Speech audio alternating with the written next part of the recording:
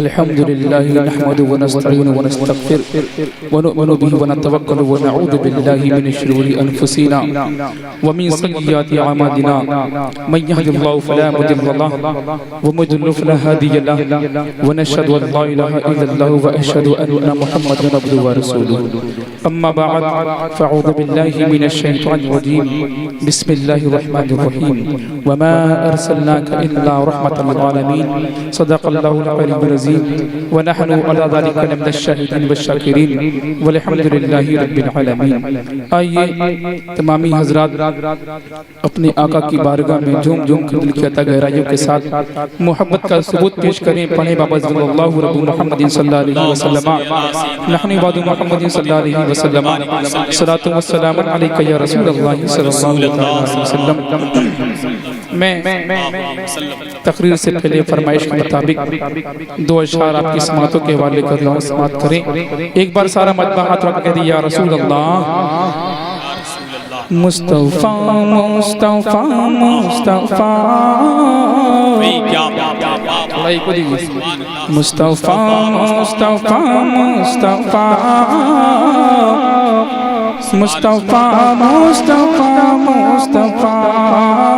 مصطفیٰ مصطفیٰ مصطفیٰ مصطفیٰ مصطفیٰ مصطفیٰ مصطفیٰ مصطفیٰ مصطفیٰ مصطفیٰ مصطفیٰ میرے ساتھ مل کے پڑھیں مصطفیٰ مصطفیٰ مصطفیٰ مصطفیٰ مصطفیٰ مصطفیٰ. اب یہاں سے بند ملاحظہ فرمائیں کہ یہ چمن سے گلوں نے لگائی صدا, یہ چمن سے گلوں نے لگائی صدا, کس کے آنے کا دنیا میں شہرا ہوا. یہ چمن سے گلوں نے لگائی صدا, کس کے آنے کا دنیا میں شہرا ہوا. سن کے ان کی صدا کہے اٹھی یہ ہوا, سن کے ان کی صدا کہے اٹھی یہ ہوا. آئے وہ جن کو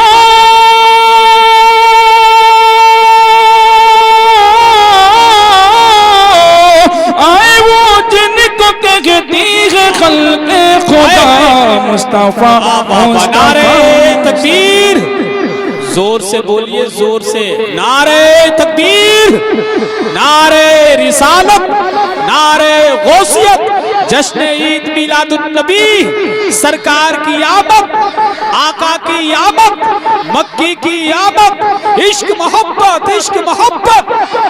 مصطفیٰ مصطفیٰ مصطفیٰ مصطفیٰ مصطفیٰ مصطفیٰ.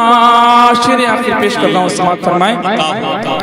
اپنے محبوب سے یہ خدا نے کہا, وہ باتیں اپنے ذہن میں رکھیں. جب پیارے آقا علیہ السلام نماز ادا فرما رہے تھے, آسمان کی طرف بار بار نگاہ کر رہے تھے, تو اللہ تبارک تعالیٰ نے قبلہ بدل دیا. اس بات کو اپنے ذہن میں رکھیں اور بن ملاحظہ فرمائیں. اپنے محبوب سے یہ خدا نے کہا, اپنے محبوب سے یہ خدا نے کہا, آسمان کی طرف یوں تیرا دیکھنا. اپنے محبوب سے یہ خدا نے کہا, آسمان کی طرف یوں تیرا دیکھنا. تو جو چاہے تو قبلہ بدل جائے گا, تو جو چاہے تو قبلہ بدل جائے گا. جو تیری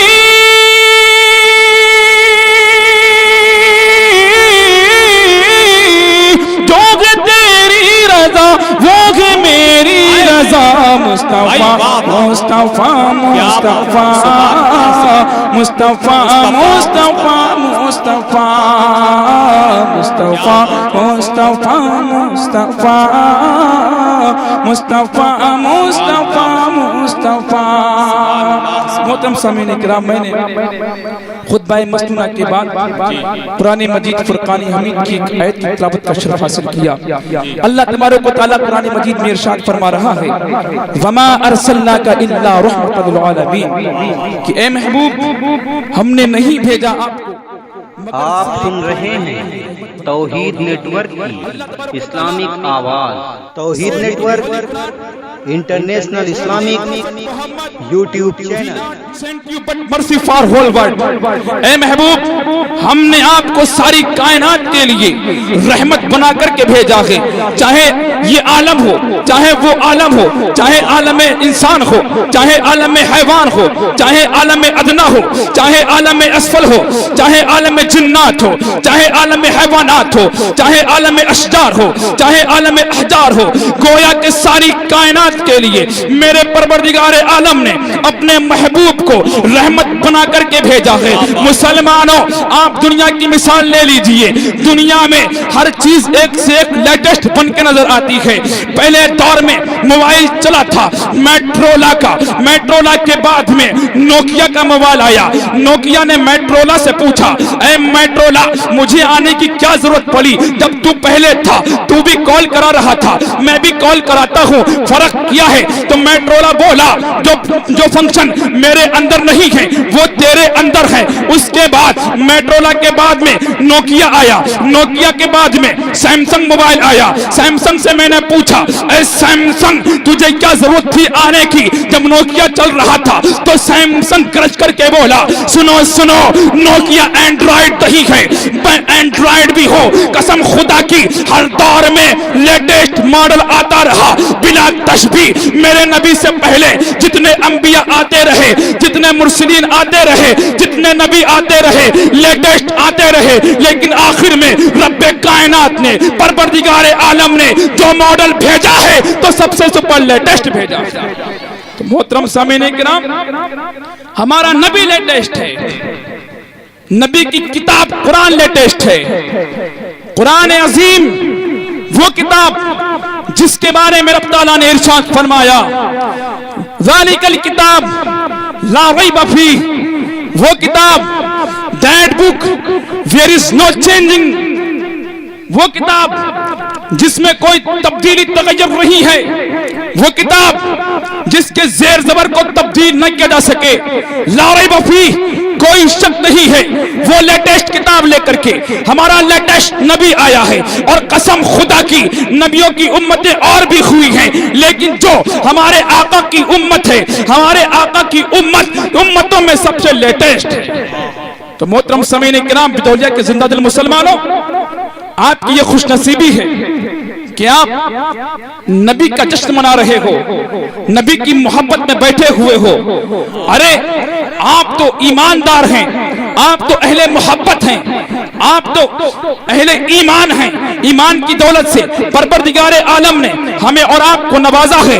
آئیے ابو لہب سڑے ہوئے کافر کو دیکھ لیتے ہیں. جب میرے آقا علیہ السلام دنیا میں تشریف لائے، جب میرے آقا دنیا میں پیدا ہوئے، تو ابو لہب کو خبر پہنچی. اور جب خبر یہ پہنچی کہ تمہارے گھر میں ایک ایسا بچہ پیدا ہوا ہے جس سے مشرق و مغرب روشن ہو گئے ہیں، جس سے ساری کائنات روشن ہو گئی ہے، جس کی آمد پر چاند تارے شرما رہے ہیں، فرشتوں کا ہجوم لگ گیا ہے، فرشتے درود بھیج رہے ہیں، ایسا بچہ پیدا ہوا. تو ابو لہب نے مارے خوشی کے اپنی لونڈی صوفیہ کو انگلی کے اشارے سے آزاد کر دیا اور یہ کہا، اے میری لونڈی غلام، میں تجھ کو آج اپنے بھتیجے کی آنے کی خوشی میں آزاد کرتا ہوں. اس کے بعد میں ابو لہب کا انتقال ہوتا ہے. ابو لہب جب قبر میں پہنچ گیا، کسی نے خواب میں ابو لہب کو دیکھا اور پوچھا، ما فعل اللہ بکا، کہ اللہ نے تمہارے ساتھ کیا معاملہ کیا؟ تو ابو لہب نے کہا، سنو سنو، جب پیر کا دن آتا ہے، جب پیر کا دن آتا ہے، روزانہ مجھے قبر میں عذاب دیا جاتا ہے،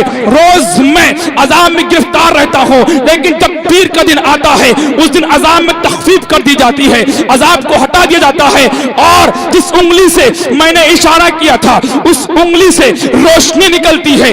اللہ اللہ، یہ ایک سڑے ہوئے کافر کی بات ہے کہ وہ نبی کے آنے کی خوشی میں جشن منا کر کے اپنے غلام کو آزاد کر دے تو اللہ تبارک و تعالیٰ اس کے عذاب میں تخفیف کر دے، اس کے عذاب کو ہٹا دے. خوشخبری مناؤ مسلمانوں، زندہ دل مسلمانوں، بدھولیا کے اہل ایمان مسلمانوں، تم تو اہل ایمان ہو، ہم نبی کی محبت والے ہیں. جب ابو لہب جیسا کافر نبی کی آنے کی خوشی میں، نبی کی آمد پر اس کے عذاب میں تخفیف ہو سکتی ہے، تو اگر ہم نبی کا جشن منائیں گے، ہم نبی کا میلاد کریں گے، تو قسم خدا کی ہمارا عقیدہ یہ بولتا ہے کہ میدان محشر میں ہم بخش دیے جائیں گے اور جنت میں پہنچا دیے جائیں گے۔ نعرے تکبیر، نعرے رسالت، جشن عید میلاد النبی، مسلک اعلی حضرت، سرزمین بدھولیا، سبحان اللہ۔ لیکن میں ایک بات آخری کہہ کر کے رخصت ہونا چاہتا ہوں کہ جلسے مناؤ، جلوس نکالو، لیکن قاعدے کے ساتھ، قرینے کے ساتھ،